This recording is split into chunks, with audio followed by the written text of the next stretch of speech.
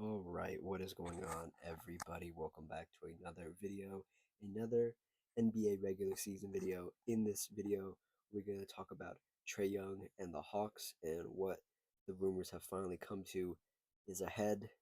We're going to talk about some NBA storylines. We're going to talk about some games and all that good stuff. So if you like what I have to say, like the video. If you have any opinions, comment it down below. And if you just like the vibes, consider subscribing. So yeah, in this video, we're going to talk about the games from last night a little bit. Knicks in Detroit to play the Pistons, the Nuggets in Philadelphia to play the Sixers, and Golden State heading down from the Bay to LA to play the Clippers. We're going to talk about the Trae Young, I guess, trade request. It's not really a request. It's just like, well, I'm not going to sign back with you guys, so trade me now.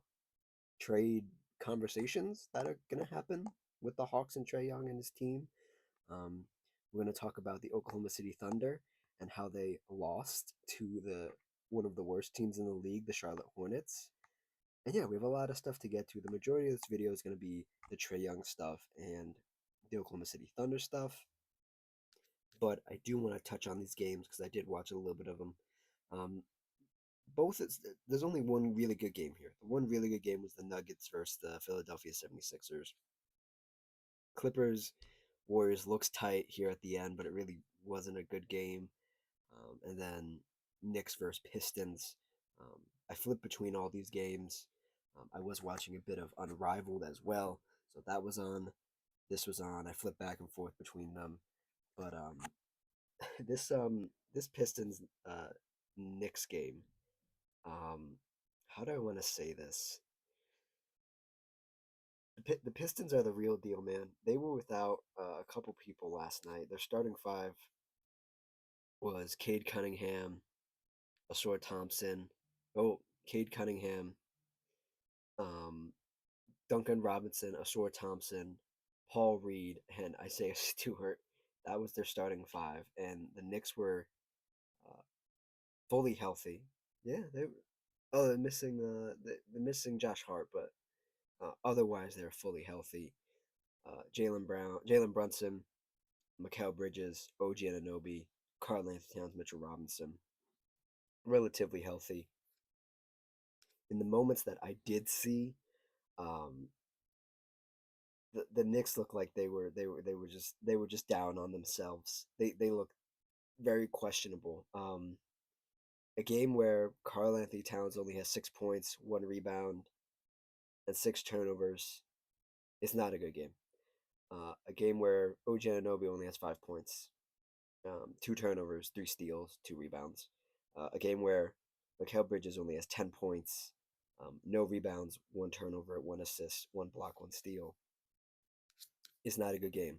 And then when you ask Jalen Brunson to carry the team, he goes 10 for 21 from field goal, 2 of 6 from three for 25 points in total, and he had 6 turnovers himself. Um, it just looks like the Pistons are just levitating, just slightly levitating above everybody else in the Eastern Conference. When we talked about the Eastern Conference at the beginning of the year, we said the East is wide open. You know, Pacers are down a player, Boston's down a critical player as well. And you look at like the Bucks aren't really scheduled to be that good. They're not that good. You look at the Sixers, they're having a fun season. Are they gonna be really competitive? I don't know. And then you get down to these teams, right? You get down to like, oh, the Knicks could do it, the Pistons could do it, the Hawks could do it. We'll talk about the Hawks later. Um, they could be frisky. The Knicks are just frisky. The Orlando Magic, another team, are frisky. The Knicks are frisky. The Pistons are really good, man. And I made a video last year at the end of last season. I was like, the Pistons have finally turned the ship around. They've turned it around. They've done some really good stuff. Um, and I thought they were gonna have like a maybe just like a small step back this year. They said, "No, we're not taking a step back. We're going to take another step forward." And they've taken a step forward. There are some concerns with the roster. There have been a lot of trade talks um, for various players.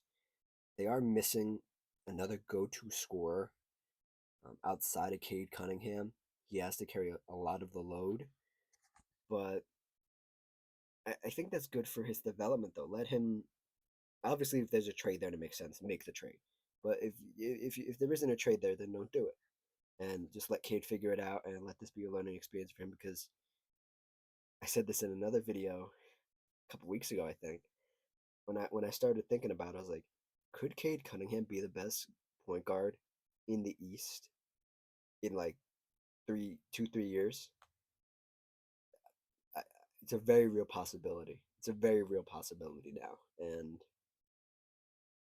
I was never too high on Cade. I was never too low on him. I just had a neutral opinion of him. And to see what he's done with this Detroit Pistons team, and being such a young player and being able to set the culture, being able to set other guys up in the game, being able to work with almost any combination of players you put out there next to him, um, the, the, the, the talent around him, like the little niche gadget players, the little niche, guys that do a couple things that's all you need him to do because Cade's gonna do the rest of it, is incredible. You look at Dennis Jenkins, who had a good game the other night. Um, Last night he had 12 points.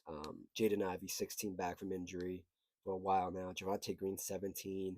Ron Holland, sturdy defender, 5 points. Marcus Sasser 8. Um, Cade just makes it work. And you have to give credit to the coach. You have to give credit to everybody involved in this. And this same Knicks team beat this Pistons team last year in the playoffs.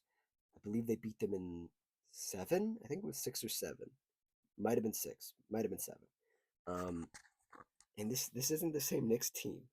And to be fair to Coach Mike Brown, um, I don't think Coach Mike Brown is ready to play against a team like the Pistons in the East, because like the Pistons just caught the Knicks napping.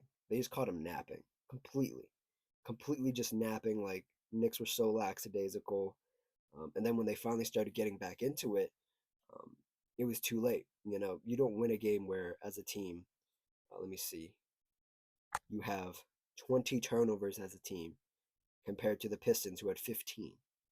It's only a five turnover difference, but those 5 turnovers could be 2 pointers, 3 pointers, could be a foul, could be an and one. It's not good. It's not good at all.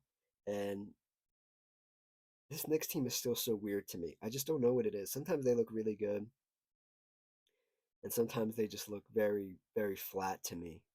And I feel like they've lost a little bit of that edge. And when they aren't in New York, and when they have to play on the road, and when like Karl Anthony Towns is turning the ball over 6 times and he's in foul trouble. He wasn't in foul trouble this game. He only had 3 fouls. Only played 23 minutes. But I started thinking about other things that could happen with this team, what trades you could make. I don't think they're going to make a trade. But if this year isn't a good year, and it's the same result as last year, then you start thinking about it a little bit. Anyways, um, that's it for this game. The Pistons won this game 121 to the New York Knicks, 90 points. Um, Moving on to the game of the night, um, one that I was very interested in and very invested in when I saw it on the schedule. The Denver Nuggets take a trip over to Philadelphia, play the Sixers, and the Denver Nuggets snuck away with this game, 125 to the 76ers, 124. And when I tell you, this is one of those games where the Philadelphia Sixers are trying so hard. They were trying so hard because they had almost everybody healthy. Joel Embiid played this game. Paul George played this game. Maxey, Edgecombe, everybody played essentially. And then the Denver Nuggets roll into town with literally a G League team with their bench, right? I'm gonna name some names here. Tell me if these names ring any bells to you. Payne Watson, Bruce Brown, Spencer Jones, Deron Holmes the second, Jalen Pickett. That's their starting five. That's not their bench. That's their starting five. And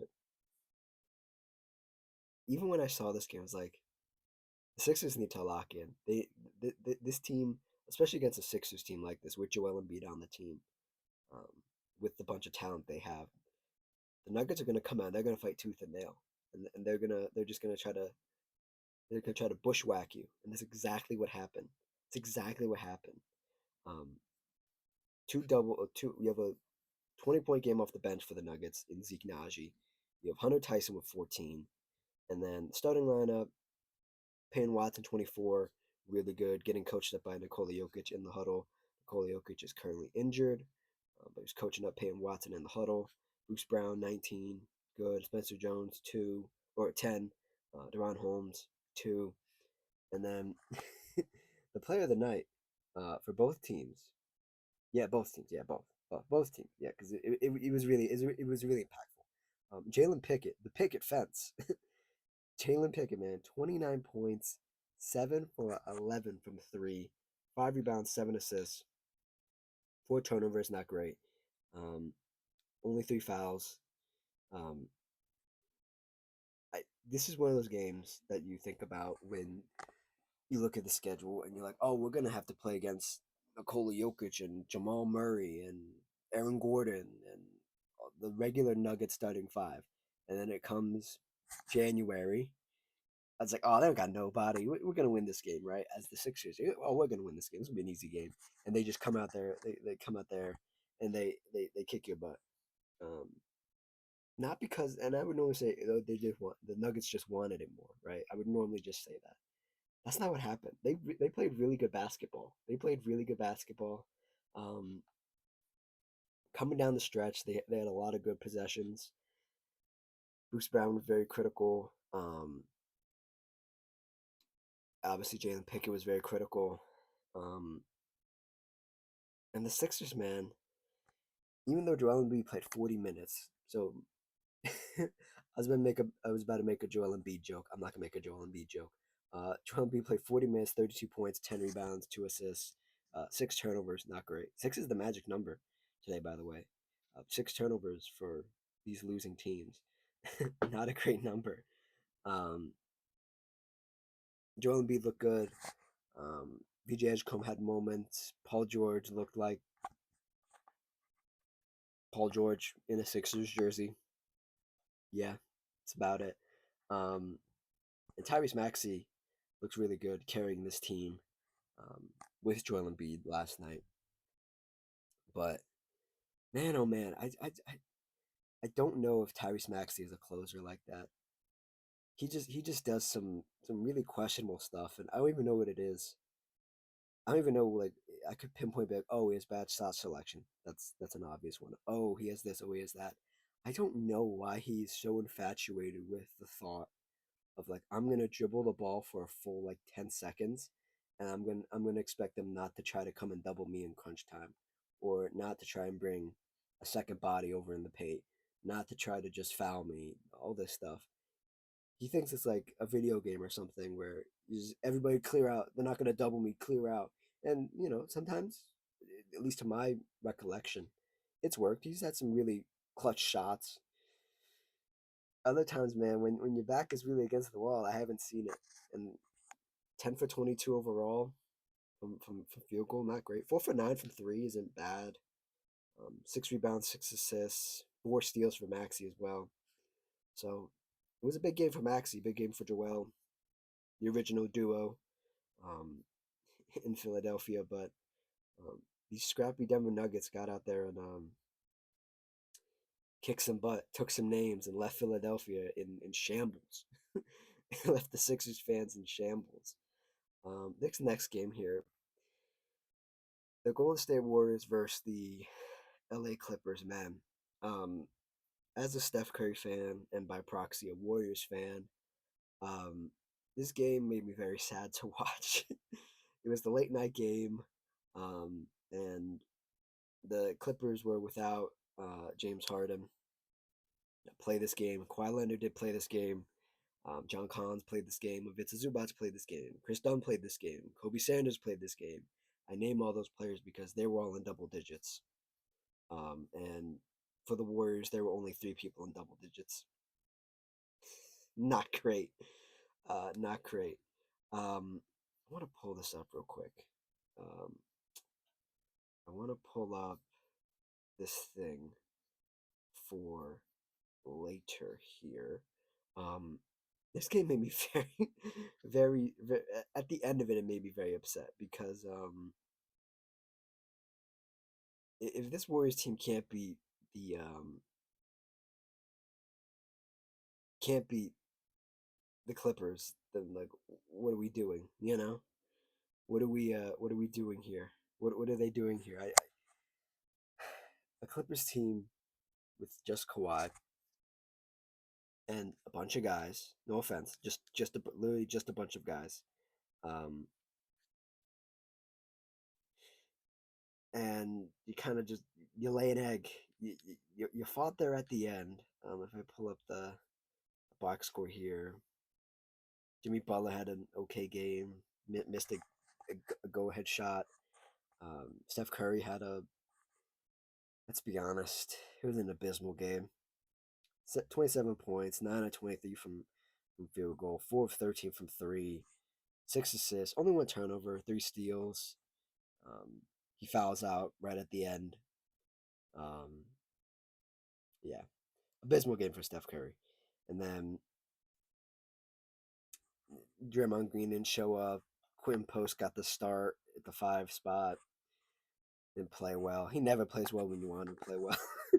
Sorry, Quentin. Moses Moody, some good scrappy plays, but you need to convert on those scrappy plays. Um, damn, this Warriors team had some all right defense. Yeah, 3 steals for Moody, 3 steals for Curry, 1 for Post, 2 for Green, 4 for Jimmy. It wasn't the defense that was really it was the defense in crunch time, but overall throughout the game, it really wasn't the difference. I don't think. Um, and you look at the rest of the team. Trace Jackson Davis, he was playing some really like critical minutes. 0 points, 2 rebounds. Guy Santos in crunch time had some good possessions, defensive possessions.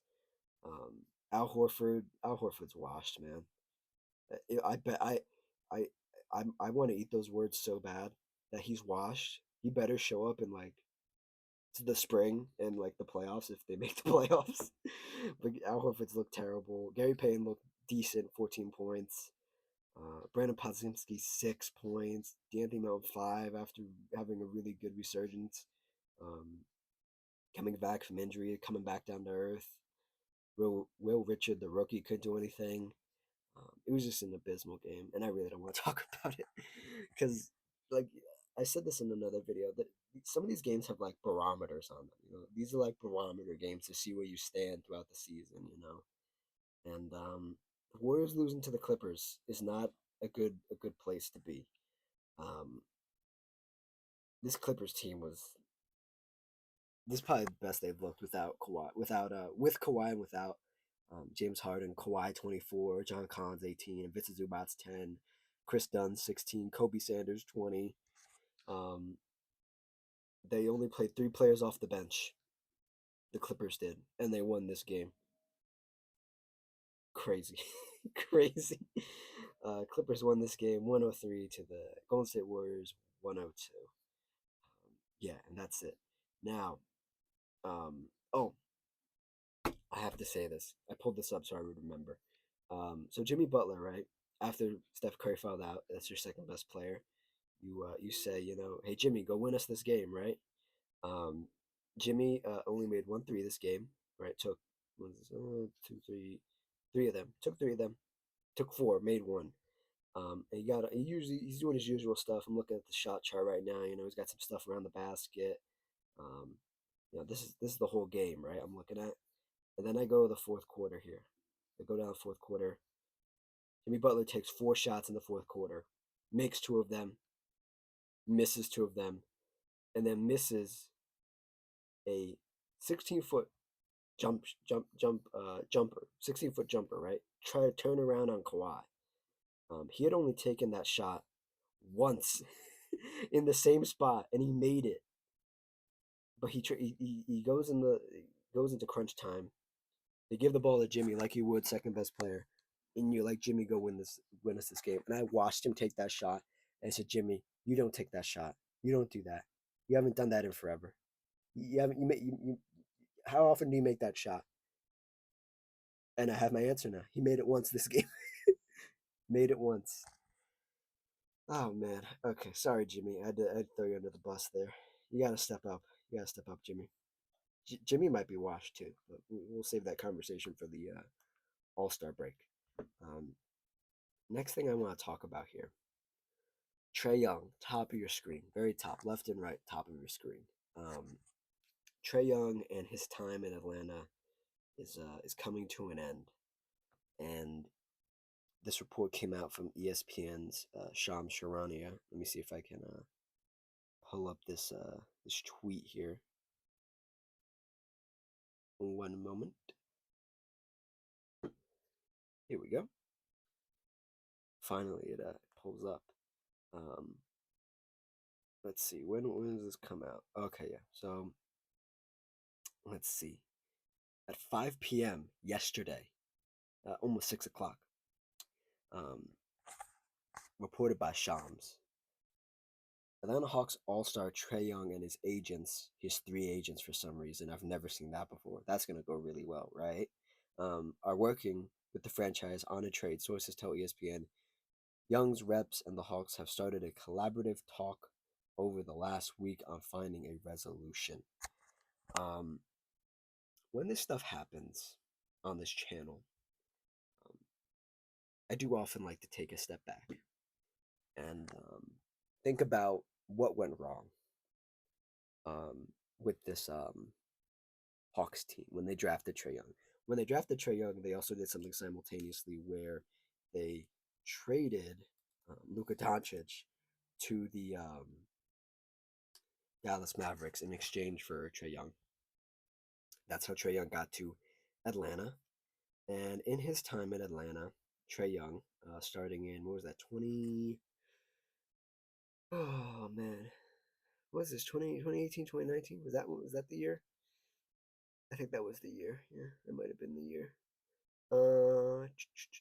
Let me just make sure. Let me make sure. Can I click on his name, please? Okay, not don't let me click on his name then. I don't remember what I was saying, but the worst thing that happened, I believe what I was saying was the worst thing that happened to this Atlanta Hawks team was um, in Trae Young's third year in Atlanta, they lost in the conference finals. That was in 2020, 2021. And that was the worst thing to happen because that put them ahead of schedule. That put the idea in their head that they should go for it. They were only like whatever it was, a couple games away from the finals. They should just go for it. And then that's when it started trailing off. That was with Lloyd Pierce as the coach. Lloyd Pierce as the coach, 3 years. Then they fired Lloyd Pierce after the conference finals. Disappointment. They hired Nate McMillan. He's only there for 2 years. They lose in the first round. And then the last 3 years under Gwen Snyder, last two, this one is the third year. They haven't made the playoffs due to injury and a bunch of other things that have gone on. But that was the biggest thing, and I don't think that rests on Trae Young. I think that's an organizational thing where they look too far. They felt like they were far ahead of their rebuild when they certainly were not. And they've kept pushing and pushing and pushing. They got a high lottery pick. They took Zachary Richardson, who hasn't really panned out, who hasn't really been anything. Um, and I said this last year too. I said this last year, and I've said it on other platforms as well. And people are like, you're crazy. That's so stupid. Don't ever talk basketball again. The normal stuff you hear when you have a hot take that's controversial. And my hot take was, this Hawks team is better without Trae Young. And statistically and wins loss wise, it is, especially this year. And I stand on that hill. I will die on that hill. Um, When I say better, I don't know what I mean when I say better. They just better without him. Does that make them another conference finals team this year? Maybe. I don't know. Depends on the trade. Um, does it? Does that mean they're going to be a play? Basically, what I'm saying here is, in these years with Trae Young, right? They've only made the playoffs 3 times, and they've missed it. Well, they're on pace. They've missed three, and they've missed four, and they've made three. And this year, they're probably going to make the playoffs. if they make the playoffs without Trae Young, because Trae Young's been out most of this year, so it's basically this is not a Trae Young Hawks team. This is a Jalen Johnson Hawks team with some accessories: Nikhil Alexander-Walker, Zachary Richardson, Dyson Daniels, Aneka Kongwu, some other guys, right? If they make the playoffs and they get to the second round, that's what I mean when they're better without Trae Young. Now, there's since this report has came out, since this dialogue has been happening for the last couple of weeks, um, people have come to the defense of Trae Young, and I don't think Trae Young needs defending. I think everybody knows what Trae Young is, and the people that are defending him have this illusion of Trae Young that doesn't exist. That he's like this player that raises your team's ceiling, that does all these things, right?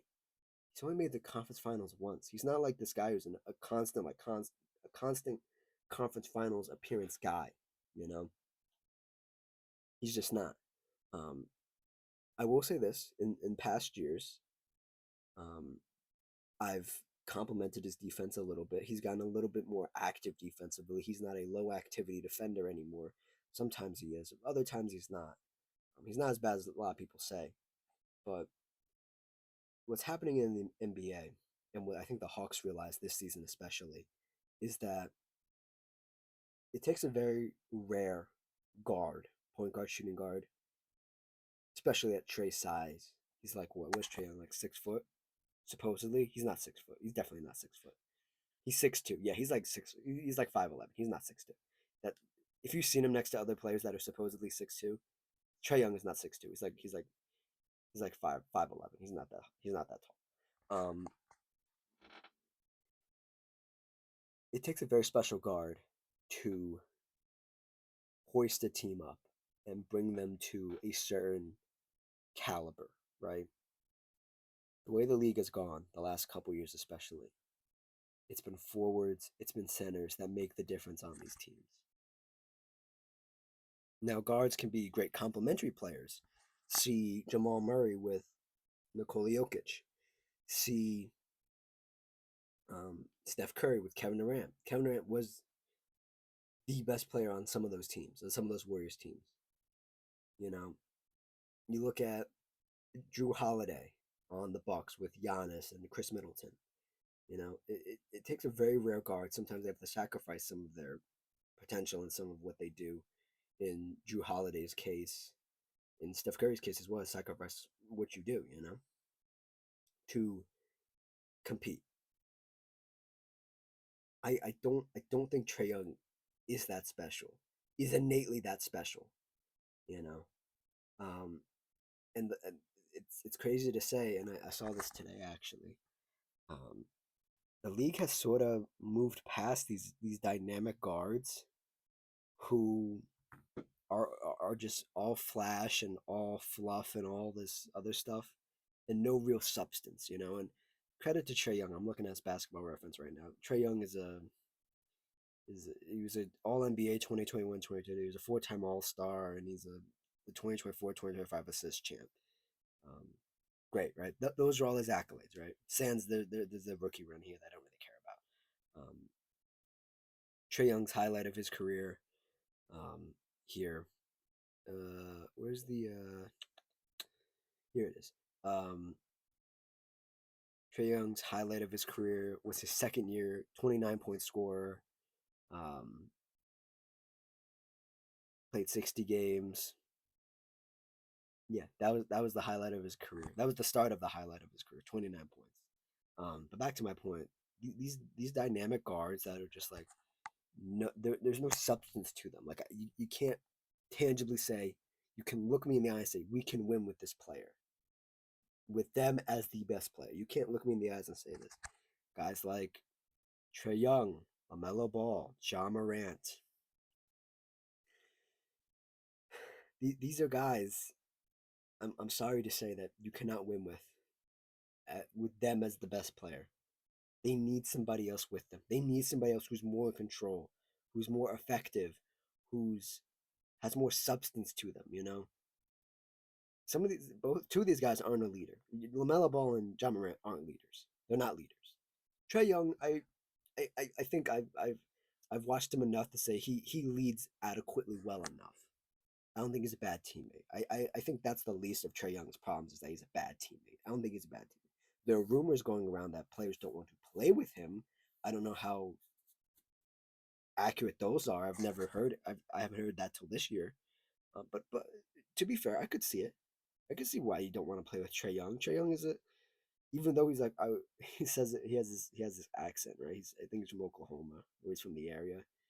He's like I play like Steve Nash. Bro, you don't play like Steve Nash, dude. I mean the assists look great. He's never averaged less than 8 assists in a season, which is really good. His turnovers are very high, especially the last couple years. I mean, starting in his second year in 2019, 2020, all the way up till more recently this year, and he hasn't played that much this year. He's been almost a 5 turnover a game guy for his career. He's a 4.2 for his career, almost 5. He has another one of these years, high turnover years. He's gonna be a five turnover guy, average. I don't know. I don't know what kind of team trades for Trae Young. Well, I do know now because some people threw some names around. But in my mind, when I thought of it last week, it's like I don't know what team would get him to say this is going to put us over the hump. I think there's one. I think there's one. The others, I'm not too sure about. Let's talk about some of those. The one that came out actually was funny because I was on Twitter a couple hours before that tweet from Shams came out, and I was like, oh, oh no, I was on Twitter and I was scrolling and I saw a tweet that was like, the Washington Wizards are interested in Trae Young, you know. And then and a couple hours later, that Shams tweet came out that like they're working on a trade together, you know, Trae Young and the Atlanta Hawks and stuff. I was like, oh, and I thought about it a bit more. I was like, you know, Washington would be interesting. Washington's one of the worst defensive teams in the league right now. So adding Trae Young, who's a net neutral defender, isn't great. But the thought of like Trae Young, Alex Sarr, Keyshawn George, some of these guys, I'm like, I kind of like the idea. You need some more stuff. There was a trade right here actually that I saw um, here on Fanspo that was. Let me read this for you right here. Trae Young going to the Wizards for C.J. McCollum, Malachi Branham, and A.J. Johnson, um, and a first round pick. A first round pick in 2026 and a first round pick in 2029. CJ's on an expiring deal. Malachi Branham's on an expiring deal, and AJ Johnson is on a 3-year deal, rookie deal. Is this a Trae Young dump? Yes. Could you get better value? Maybe. But Trae Young is on the last year of his deal, technically, and he has a player option for next year. So if he doesn't like where he goes, you can just say, "Yeah, I'm gonna be out of here at the end of this year." So you kind of have to capitulate to what Trae Young wants. Does Trae Young want to end up a Wizard? I don't know. I don't know. It's really starting over. That's literally like what the Wizards are right now, or what the Hawks were when they drafted Trae Young in 2018, 2019. Literally, it's just the same. Um, and then there were a couple other things that got flown around. The Timberwolves got floated around. I like that idea. It takes a lot of pressure off Anthony Edwards. I like it. I I just don't know if that helps you in the West. I don't know if Trae Young. This is a crazy thought. I don't know if Trae Young can play in the West. I don't know. There, the West is gonna eat him up. They're not gonna. You're not gonna be able to hide him. They're gonna hunt. They're gonna mismatch hunt him. I. It sounds crazy, but the West has so many good guards. Trae Young is going to get eaten alive. Which brings me to my next team, um, which would be the Toronto Raptors. I tried to do this trade yesterday on the trade machine. I could not figure it out. It needs a third team, I believe, to make some stuff work.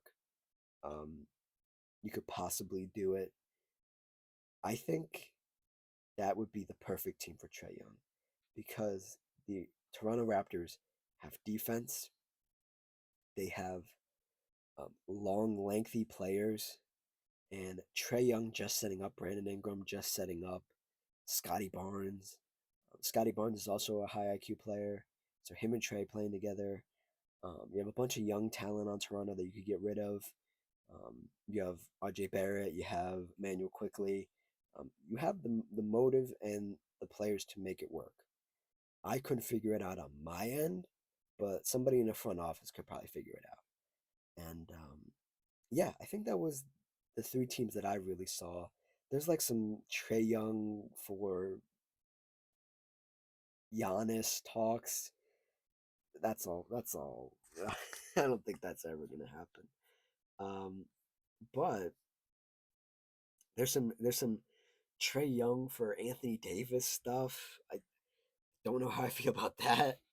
I don't know why the Hawks would do that. I mean, maybe there's this goes all the way back to last year.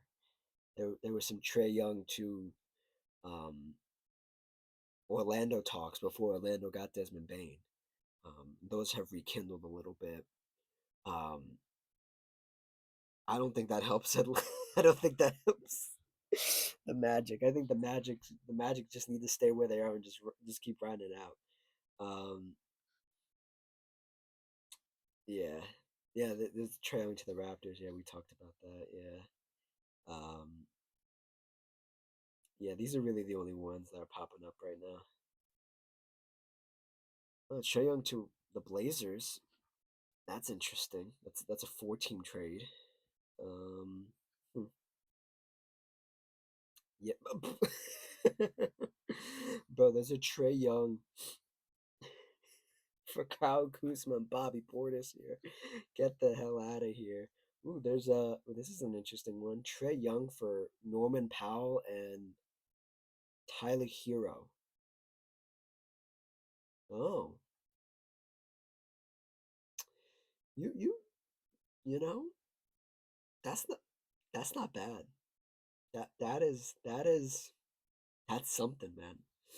That is something. I'm gonna keep that one. I'm gonna look into that one. But enough rambling.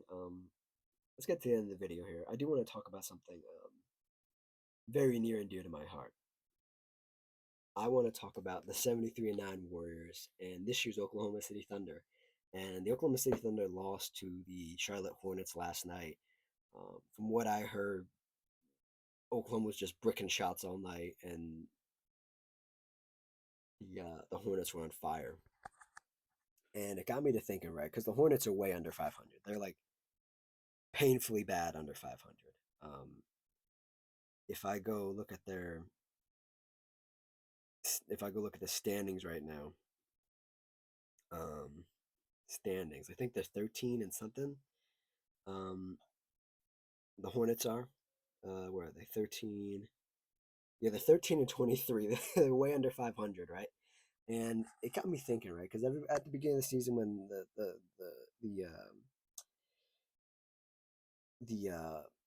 Thunder were hot, people were like, oh, they're gonna beat the Warriors 73-9 record, da da da. And ever since Oklahoma lost to the Spurs, and I said this in the video, I said the Spurs showed everybody how to beat the Thunder, and they've lost a couple games now.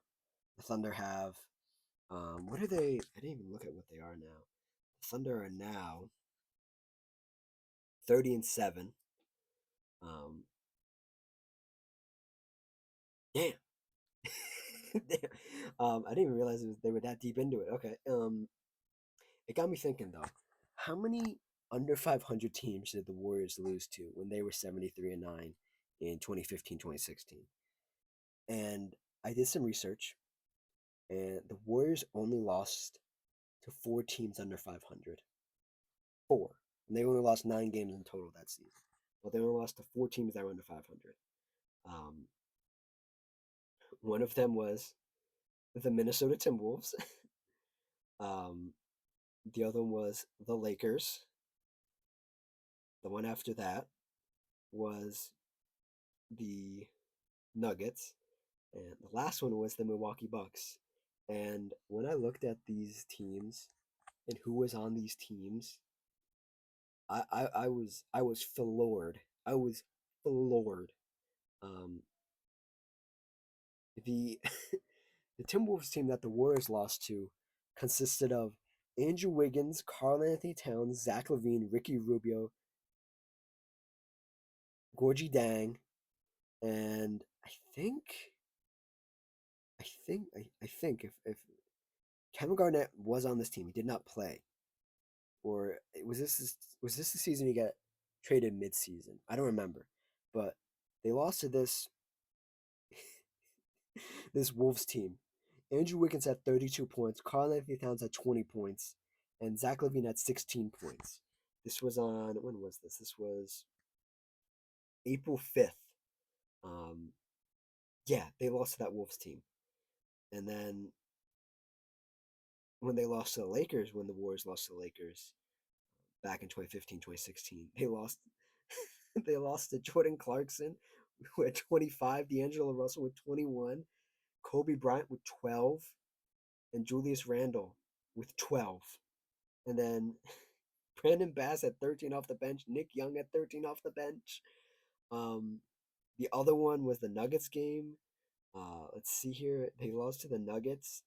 They lost to Danilo Gallinari, the Italian stallion, 28 points. Nikola Jokic did also play in this game. He had 6 points. And then this was the first game they lost. Actually, I was going backwards, so apologies. I'm going backwards in the schedule. The first game the Warriors lost in their hunt for the 73-9 record, or for the most wins in a season, was the Milwaukee Bucks, and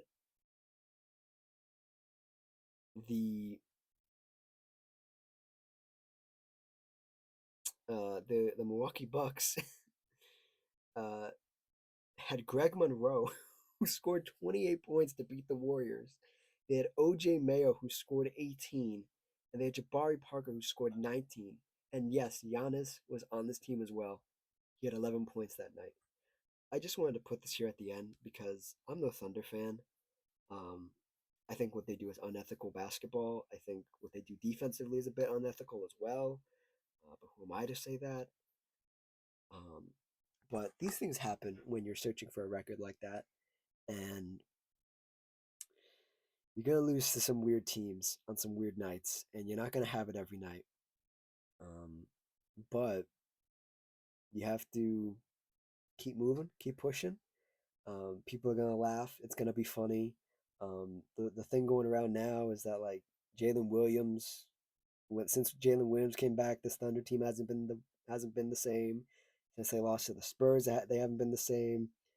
There's a bunch of stuff going on, and it's gonna be very interesting to see what happens with this Thunder team because those Thunder fans they're chirping right now. They're like, oh, we're gonna win the championship anyway. Who cares about a game in January? You know. But we'll see, man. I don't. This team doesn't feel the same. They're in the down days of the winter months, and maybe around springtime they'll pick it back up again. But we will see. So yeah, that's it. That's the video. Um, thanks for watching. Thank you for listening. Like, comment, subscribe, all that good stuff. You guys will get a video, I believe, probably Thursday because we're gonna cover tonight's games and Wednesday night's games on Thursday. Yeah. So thank you for watching. Thank you for listening. And I'll see you next time. Cheers.